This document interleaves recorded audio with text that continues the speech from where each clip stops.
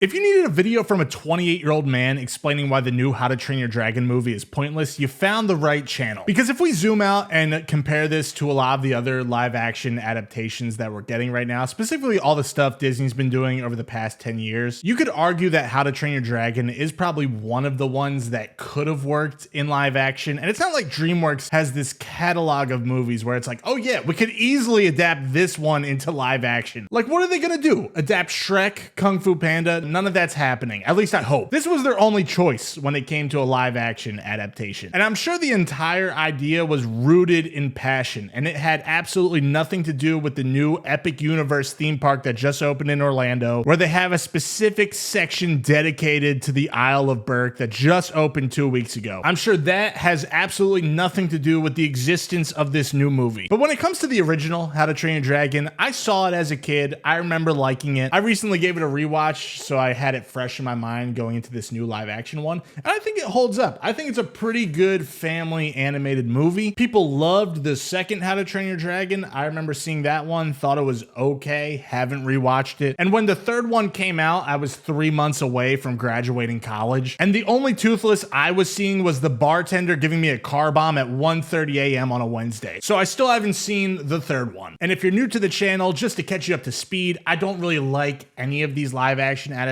After this one, I'm kind of like, why am I even seeing any more of these? I do this purely to make content for the channel at this point. There are some defenders of live action movies out there, because they're just obsessed with cartoons and they want to see as many versions of the cartoon as possible. But there's also people that bring up the point, like, if stories are supposed to be timeless and have a lasting impact, then they should be retold as many times as possible so they're not forgotten 300 years from now, which I understand the argument for a little bit, but the original How to Train Your Dragon came out 15 years ago. This is a frame for frame remake of that. A lot of kids that grew up with that movie haven't even had kids yet. At least with The Lion King, it's like, all right, a lot of these kids grew up in the 90s and they already started having kids around 2019, but the one advantage of having so little time pass between the original animated film and the live action one is that they're able to bring back one of the original directors to direct the new live action version, which is kind of crazy because Dean DeBlois is adapting one of his original animated films at the same time that Disney is adapting one of his other huge animated films in Lilo and Stitch. So the timing of all of this is just insane. And if you don't want to miss me breaking down why Lilo and Stitch is a much worse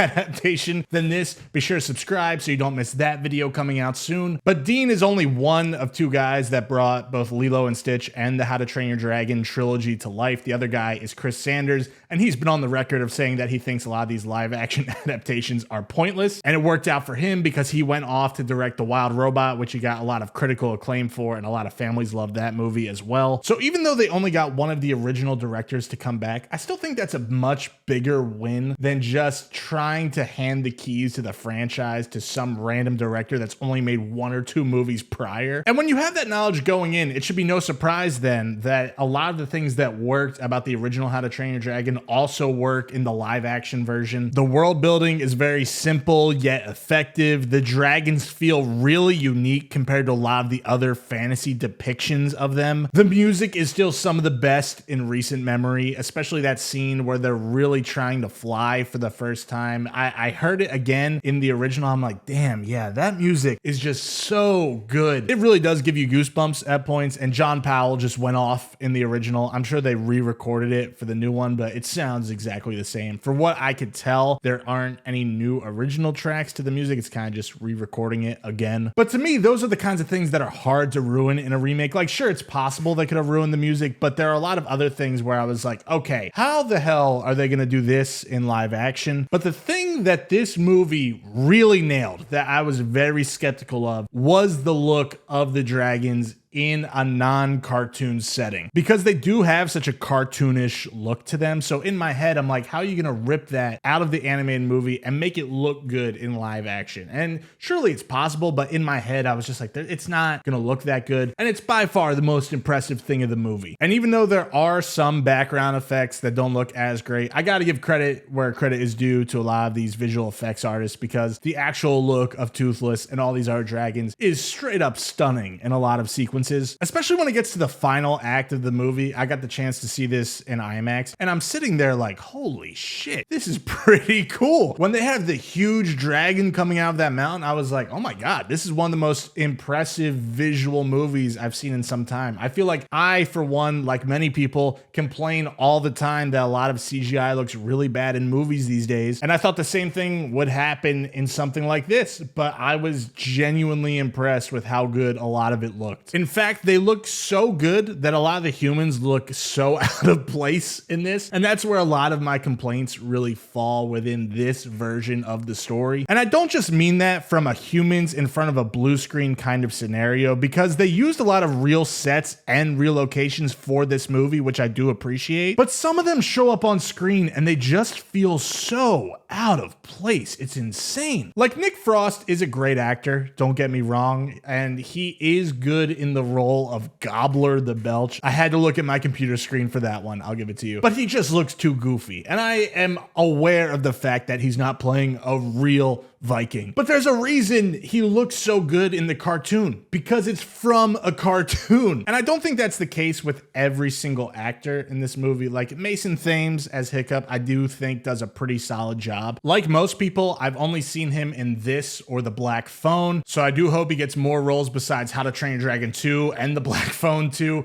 but he's solid. I really liked Nico Parker, though, as Astrid. I know a lot of people probably recognize her from that one episode of The Last of Us. I saw her in a Sundance movie called Suncoast, where she was really, really good, and I think she's pretty good in this as well. I think she's the type of actress you keep your eyes on her for another 10 years and see how big her career becomes, because I think she's legit. She's really good. She's kind of the heart of the movie in some cases. Didn't really sell me in the beginning, but by the end of the movie, I was like, okay, she's pretty damn good. Gerard Butler is always known for playing the same kind of role, but I think he is good at that kind of role, and I think it's really awesome that he got to play himself in this and the original animated movie. There's not a lot of people that would be able to voice a huge Viking and then get to play it in real life and look legit, but Gerard Butler is one of those people. He's probably the best performance in this movie, and I do wish they kind of made him a little bit bigger in the live action. Like, he's clearly the biggest on screen, but I think they should have exaggerated it even a little bit more. But that's where the praise for the acting kind of ends for me, because all of the friends in that dragon training, I think pretty much all of them were not that good, especially when it comes to the characters playing the twins. They were so not funny, and I think that's a kind of a big problem, because when you watch the cartoon, they probably are the best comic relief there, and they just feel so miscast in this. I did actually get the chance to go to the new Universal Epic Universe park, and in the Isle of Berk section, I was walking around with my girlfriend, and they have character performers and dragons walking around the theme park to interact with people, and my girlfriend loves that kind of thing, so we got stopped by two performers playing the twins, and they were having this banter back and forth with my girlfriend and her friend, and the people there were actually funny, and they weren't like making me crack up, but they were way funnier than the two fucking people they picked for the Hollywood movie. And when you're being outperformed by people working in an Orlando theme park, you know you have a problem. And after going to Epic Universe, the only thing that I can keep in my head when watching this movie is, oh yeah, this is clearly only made to sell theme park tickets. And to be fair, the Isle of Berk section in the new theme park is pretty legit. The people that put that all together did a really good job. But when it comes to asking the question, should I go see a new How to Train Your Dragon movie, I would say you just have it at home. Put it on for your kids there. I'm sure parents that want to take their kids to do something in the summer will go watch this and have a good time with it. It's not like you're watching Snow White and you're like, oh my God, what am I doing with my money? The economy is crashing every other day. Countries are bombing each other in the Middle East, and I'm watching Gal Gadot try to sing. It's a true nightmare. But the original How to Train Your Dragon is good. So